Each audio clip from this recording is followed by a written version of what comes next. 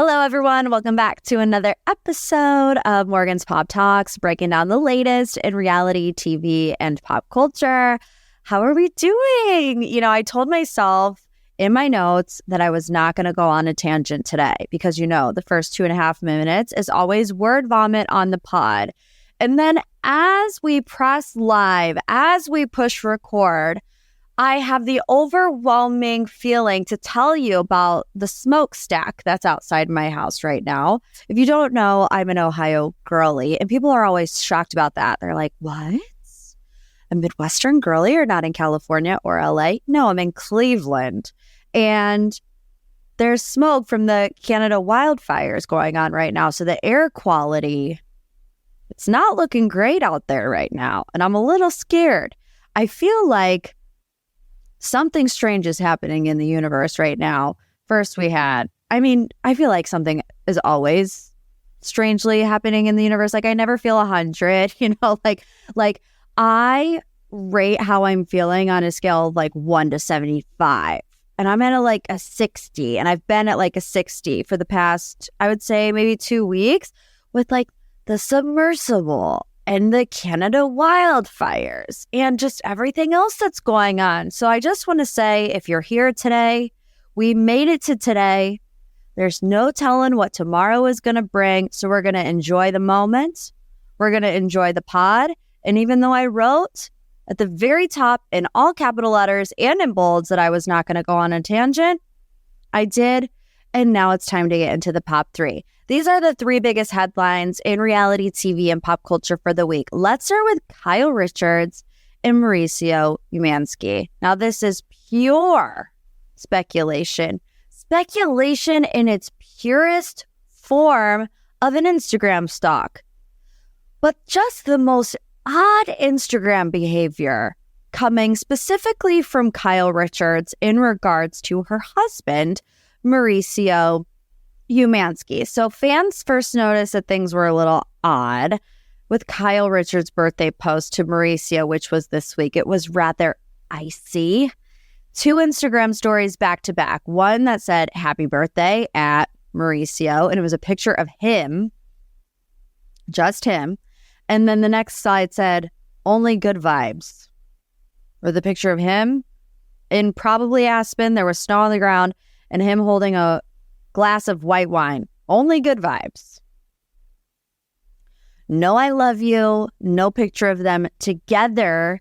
It felt very obligatory. No emotion. And for someone like Kyle Richards, who is very emotional, especially when it comes to her family and her marriage, it's out of character for her. Let's compare, okay? Because I know you're rolling your eyes. I can hear it, even though you can't physically hear when people's eyes rolls. I can feel it. I feel your eyes rolling at me. Let's compare Mauricio's birthday post to her from this January. This is what it said. It was a grid post. And it said, happy birthday to my queen, the love of my life. You bring life, love, happiness to all our lives and to everyone around you. Thank you for all our years and all our future years. You get better and better. I love you. I couldn't do it without you. XOXO. Only good vibes. Only good vibes. See the difference? Something is up. Kyle did post something about Mauricio on Father's Day. It was a lot of pictures of him and the girls. And she said, happy Father's Day, Mauricio. So grateful that our girls have such an incredible dad, leading them with love and instilling in them to be adventurous and live life to the fullest. Always there for them and knowing how to say no. They would definitely agree you get the best dad award. He said thank you with 3 red hearts. No I love yous from either one of them. The last post that she had with him on the grid was a year ago. A year ago. And she used to post a lot of cutesy things, them kissing, them dancing, them walking off into the sunset. That hasn't been happening for a year. So obviously, I'm getting in the trenches. I'm Googling every single People magazine article that has come out about Kyle and Mauricio in the past 10 years. The most recent one was on April 11th. It was a People magazine article regarding Mauricio's podcast interview on 2 T's in a Pod. And he says, that one stupid story that came out there, and that he's talking about this upcoming season of Beverly Hills. So he says that one stupid story that came out there, and then the girls all, decided to talk about it on Housewives. And so now it's a storyline. He says there's definitely some stories out there, and Kyle and I address it, and we'll take it from there. It is what it is. He says it was addressed by the girls. They brought it up. They really brought it up to Kyle. So there is smoke in Beverly Hills. We aren't making this up. Now, here is my conspiracy theory when it comes to Kyle Richards and Mauricio Umansky and why their weird Instagram antics, we're all talking about it. We're all paying attention, and they know that we are. They've been doing this long enough to know that Bravo fans especially are going to pick up on any weird vibes, good vibes only. It's not good vibes only right now coming from social media. And like I said, it's very out of the ordinary for Kyle, someone who's usually very emotional about her marriage and her relationship, to say good vibes only. Then you have Mauricio go on a podcast and says, there is some annoying story brought up on the season of Housewives about us. We address it and we're not getting divorced. Now listen, if there's ever a time where you think something could be exaggerated for ratings, I think this might be a good time to go down that conspiracy rabbit hole. Kyle and Mauricio, after all of these years of dealing with rumors like this, after all of these years of he will never emotionally fulfill you, ever. Know that. They have gone to bat so hard over the years for now all of a sudden them to be like, oh yeah, gotcha. We really do have issues. I don't know. I find it hard to believe. And Beverly Hills has to compete with Scandival. They don't have Lisa Rinna to stir the pot every single episode. So while, yes, something might be up with Kyle and Mauricio, I would not put it past the Real Housewives of Beverly Hills to do some plot stirring on their own. You know what I'm saying? All right. Mini deep dive there. That felt good. Okay, let's move on. Vanderpump Rules filming update. Vanderpump Rules is officially underway. Lala Kent said on an Amazon Live that they started filming season 11 on Wednesday. Thank God, because I'm losing it. I'm like, am I depressed, or is Vanderpump Rules just not on TV anymore? Am I depressed, or do I not have the boost of serotonin anytime I see a TMZ article pop up about an LAX interview in the wild? I can't feel things anymore because of Scandival. So Tom Sandoval has also postponed or canceled his remaining tour dates, which pretty much gives the green light that he is filming. It seems that every cast member is coming back with question marks around Raquel and Charlie. We'll start with Charlie because, she's a friend of. She did an interview recently where she says, I don't know if I'm going to go back. I have a lot of anxiety about it. I think while it's not like the most important character in the world, I really like Charlie. I think she's funny. I think she's not afraid to, have her own opinion and stand by that. I think her point of view is interesting because she has been, for lack of a better word, Team Raquel for so long, and seeing how Raquel kind of duped her. I would love to hear from her perspective what that was like. Now, when it comes to Raquel, a source told Us Weekly that Raquel is currently in talks about returning for the next season of Vanderpump Rules. However, she hasn't decided whether or not she wants to come back to the show. The insider notes that Raquel is still getting treatment at the mental health facility, and that continues to be her priority, and that nothing has been confirmed yet other than the fact that she's in negotiations about returning.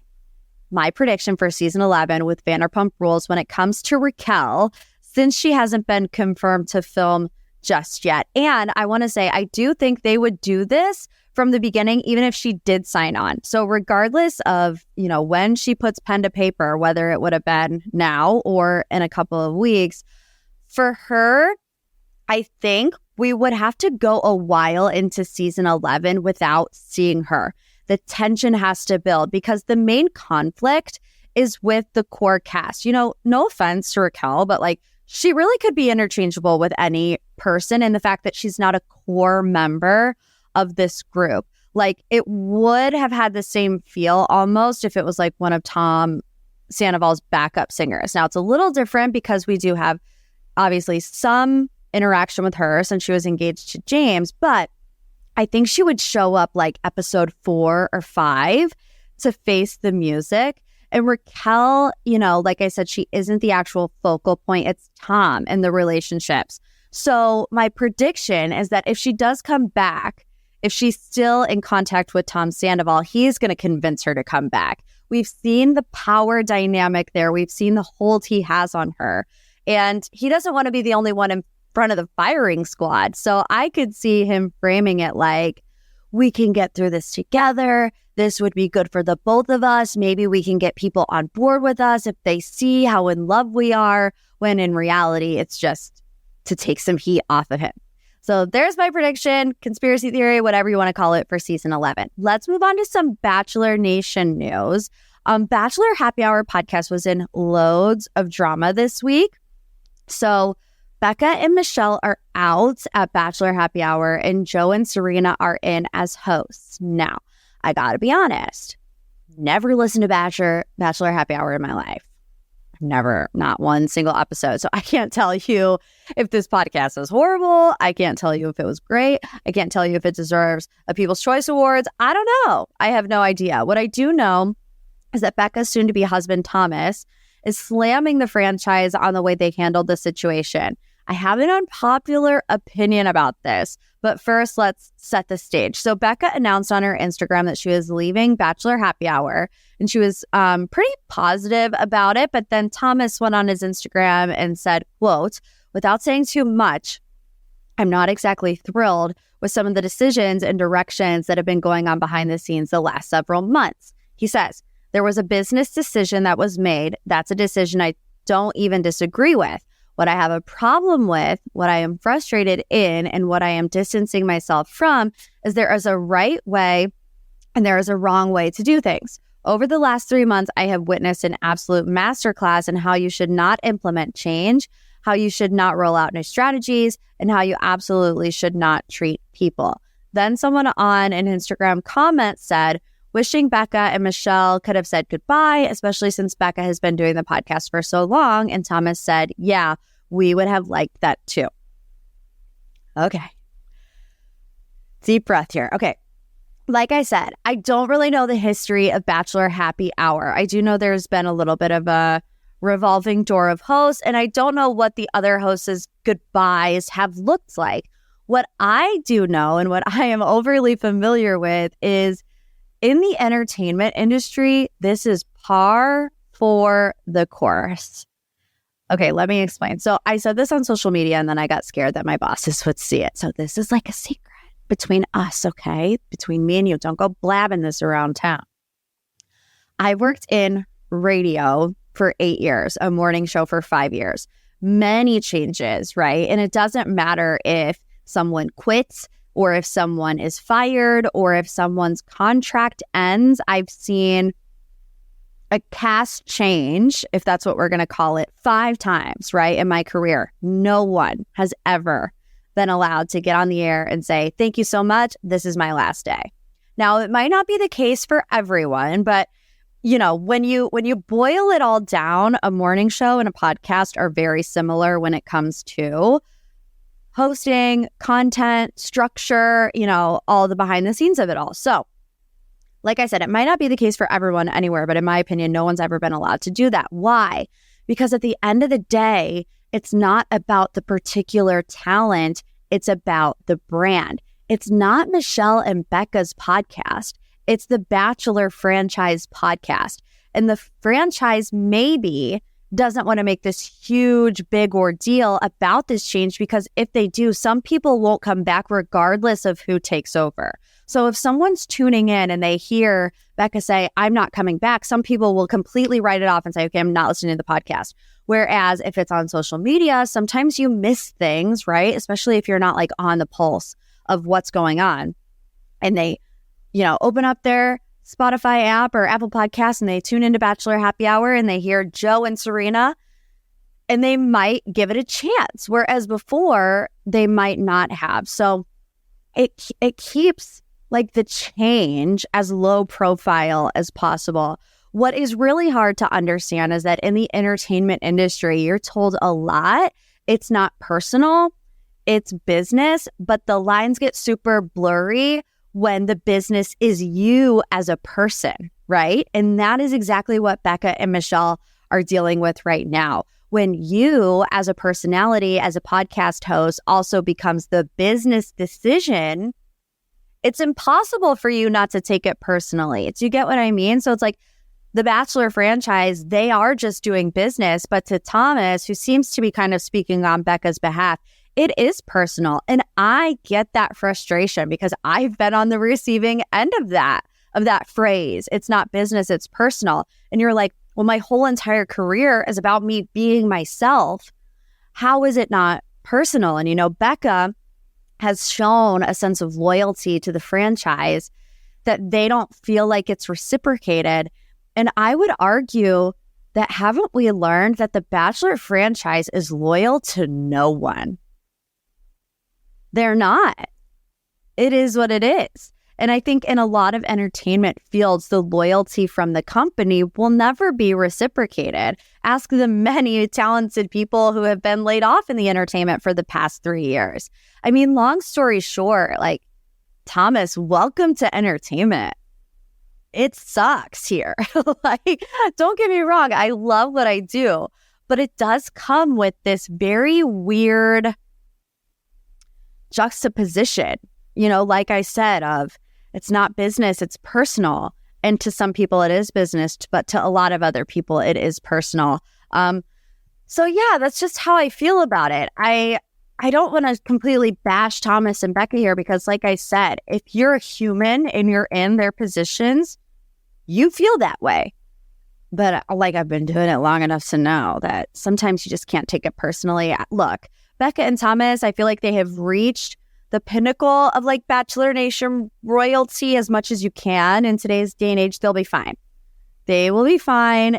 Like, if Becca wants to start her own podcast, I feel like she would have a good following. She can do it. She can do it. All right, this week for the deep dive, we are going to be diving deep on the season premiere of The Bachelorette. Charity is here. She's thriving. She's a baby angel on earth, if I have ever seen one. I have enlisted some help to get through this deep dive. We are joined with Natasha and Justine from the Two Black Girls, One Rose podcast. Let's get into it. Justine and Natasha, thank you for joining MPT this week. How are you? Good. Thanks for having us. Okay, I have to be completely honest. I was feeling pretty pessimistic coming into this season just because I feel like it's been such a dumpster fire, has it been? I feel like the one redeeming quality that I was looking forward to is that I've always really liked Charity. So I was like, even though I'm upset with the Bachelor franchise in general and I haven't been loving it, I'm going to give her a chance. Where did you guys stand kind of coming into this season? Yeah, also a little bit, I guess, cautiously optimistic because we don't know Charity, right? Most people have the privilege of knowing her from Zach's season. We didn't watch Zach's season. But we are always very optimistic about The Bachelorette. The Bachelorette usually does really well, and women usually love watching it. And also her cast, seeing her cast she got some decent, tall, nice guys, which is always exciting. So yeah, that's pretty much how we felt about it. Yeah, I would say I think everyone in Bachelor Nation's feeling a little fatigued. Yeah. We've been put through the ringer with scandal after scandal, controversy. Like, we're all a little bit tired, but I think The Bachelorette, as Justine said, is kind of redeeming. We always have a good time. Who doesn't love seeing men cry and fight over a woman? Like, it's always a good time on The Bachelorette, so excited. Yeah, I agree. And I really didn't get too deep in the rabbit hole of looking up the guys before the season. So on the episode, that was really my first sense of exposure to them. And I have to say, overall, I think she has a really good group. I mean, there's a random bad apple here and there, which we'll get into. But overall, I was very pleasantly surprised. Yeah. This is the tallest group I've ever seen. So that's nice. Yeah. And yeah, not too many gimmicks or weird stuff we're used to. So yeah, pretty solid. And I think I read somewhere, it might have been on Bachelor Data, that there was only 25, where I feel like recently there have been like 30, and I'm like, I have no idea who any of these people It's are. too I much. can't keep them straight. It's like way too much. Yeah. I feel like they got this one right. And like you said, there wasn't a lot of gimmicks. And I want to talk about best and worst limo entrances in your guys' opinions, because I was like prepping today, couldn't remember a single one. Yeah, the only one that I remembered was Dotton, and he didn't do anything crazy. He just was smooth, and I was like, oh, he's winning. He's winning. Like, that's all I needed to see. But do you guys have any that really stood out to you in a positive way? Okay, Joey, the tennis pro from Hawaii. I mean, he's gorgeous, so I think he just kind of stopped all of us in our tracks. I also really like Dotton. Dotton is his name too. Just very like I don't know, just seemed very like earnest and didn't come with anything spectacular. He was also like 6'9", like he just really stood out in that way. So definitely a standout in that respect. And then I really liked damn, I gotta find his name. Which was it? Chris, he went home, but the jumper.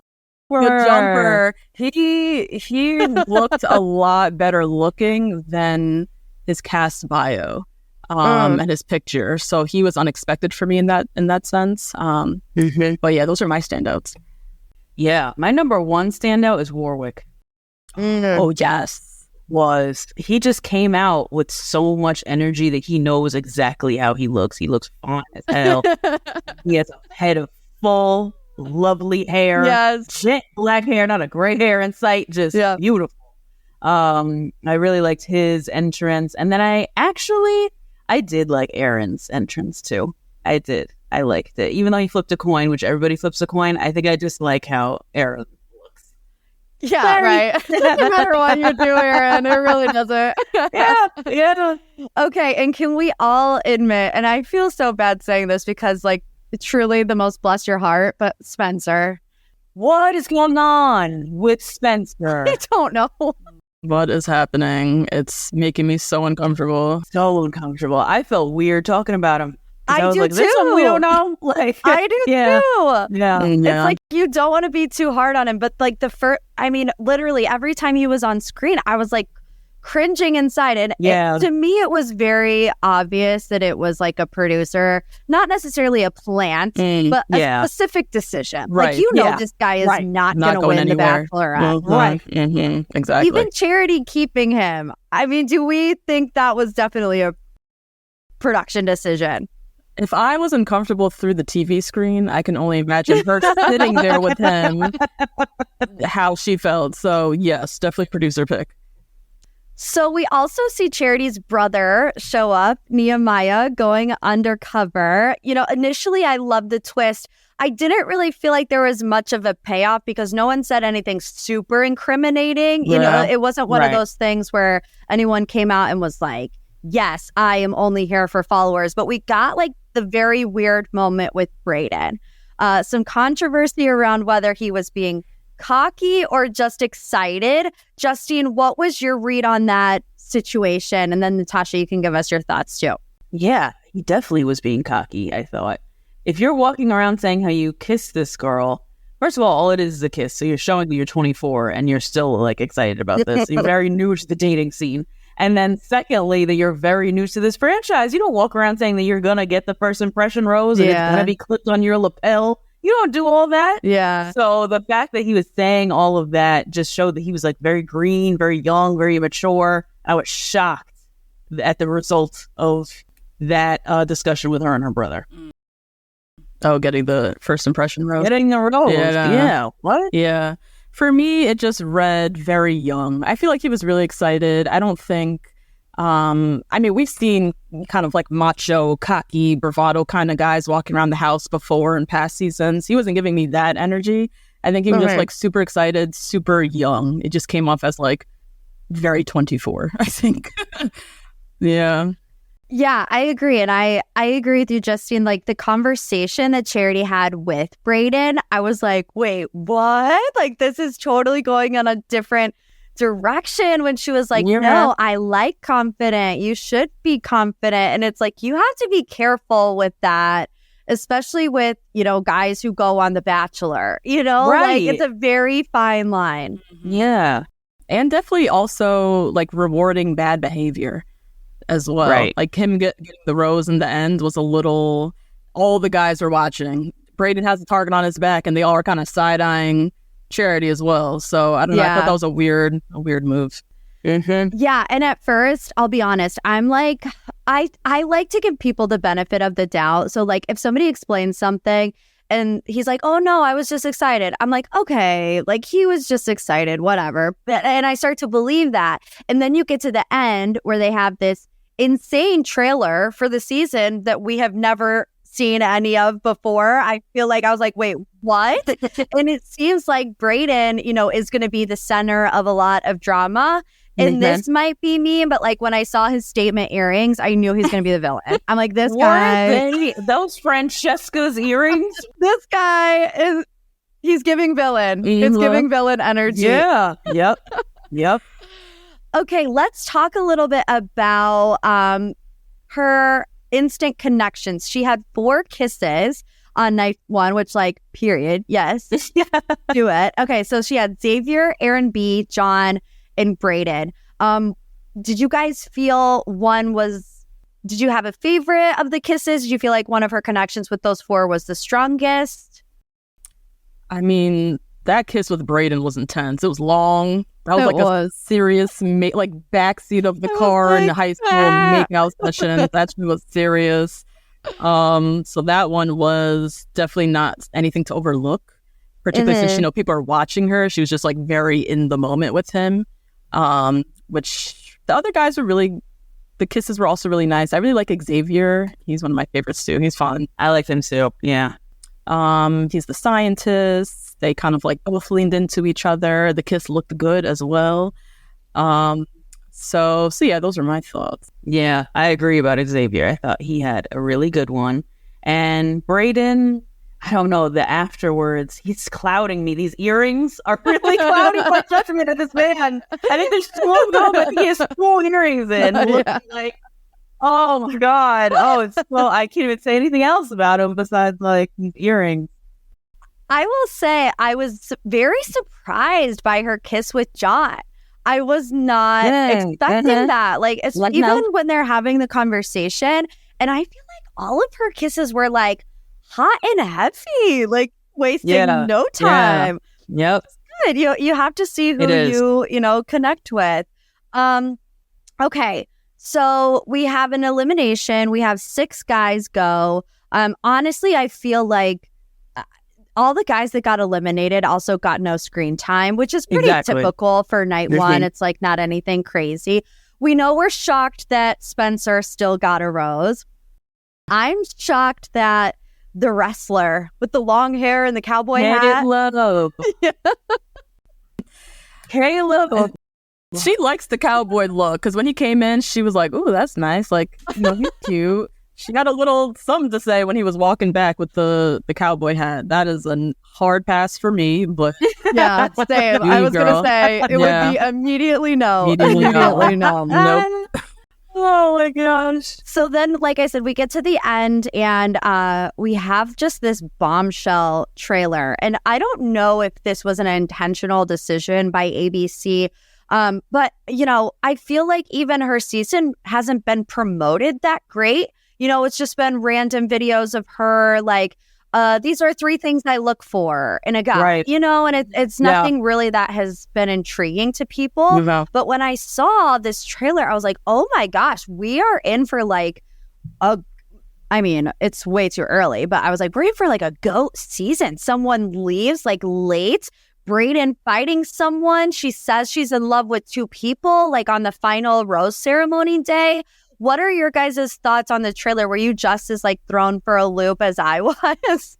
Yeah, I definitely was, because we haven't seen anything besides her just smiling, walking through pathways in a gown. And so having her have this much drama, it shows that she is also going to really be vulnerable, and we're going to get to see her personality as well. I'm excited to get to know her a little bit better because I don't know much about her. But I'm also excited about her cast of guys because all of these good-looking people in one place is going to be for one woman is going to be really, really good. Yeah, I agree. I think, particularly since she's in this season's in a new time slot at 9 p.m., they've not really been promoting as well. But this trailer was definitely serving. I remember a moment where she's sitting with a guy saying, like, we're a week away and you still don't know what you want. That was giving very reminiscent of, like, Rachel Lindsay with Peter at the very end. Which that is an iconic moment of the eyelashes, everything. So I was happy to see that's coming, and then also just seeing like she's fallen in love with a lot of guys. We had multiple guys saying, "I'm falling in love with you." It's gonna be a very like love-filled season, and we're gonna be kind of torn between all the different possibilities. It seems with Charity. Yeah, I think overall just a really solid start. The only other thing I've seen her say in interviews is that her fantasy suite week gets really rocky, which I feel like, if night one is any indication on how she really is following her heart, because she's really exploring all of her options. And I say that and not in a bad way at all. That's what she should be doing. But like you said, we see lots of guys say to her, I'm falling in love with you. We see her crying on her final rose ceremony day saying, I'm not supposed to be in love with two people. So I know that it's still way too early. Are you guys spoiled? Am I allowed No. to? Okay, no. We're not spoiled. Okay, good. I'm not either. And I'm going to try to remain unspoiled. Do you have a final rose prediction? Whoa. I know. Maybe a top 4, maybe a top 2, just based on what we saw. Yeah. Okay. Good contenders. I'm going to say, Xavier, the scientist. I think there's something there, or I just love him. I don't know, but I think there could be something. I think Xavier's going to go far, and I think Joey, the tennis pro from Hawaii, that face will carry you to the end. Yeah. Yeah, I think I don't have necessarily predictions about the top 4, but I do think she might have people voluntarily leaving. The way they were side-eyeing her about giving Brayden that rose and the way he causes drama and mess in that house. And also the way all these men are logical, even the gimmicks have jobs. Like even Caleb is a wrestler in Orlando. That's like a real job. Yeah. Like even the jumping guy, he has like a legit business jumping. So I think a lot of these guys, they have no time to waste. They're not here for gimmicks and games. Yeah. And I feel like she might have one guy be like, you know what? I don't like what I'm seeing and I gotta go back to my old life. I love that. So. I love mess. I'm always here for mess. Maybe this is me like projecting how much I just love Dotton. No. And I know he got very little screen time, I know. Yeah. But like you guys, when he came out of the limo, the way she looked at him, looked up at him because he's so much taller than her. Yeah. I feel like it was written all over her face that she was like smitten with this man. And I'm going down my own conspiracy wormhole here. But maybe she was like, I don't need to talk to him tonight because I know that something is there. Yeah. Because he really didn't get a lot of time. And we do see in the trailer, he at some point gets a one-on-one. So I think it's just me projecting that anytime a guy's over 6 foot, like game over. But anyways, you guys, thank you so much for coming on and exploring episode 1. Can you please tell my listeners where they can follow you and where they can listen to your podcast? Yeah, thanks for having us. This was really fun. You guys can find us on all podcast platforms.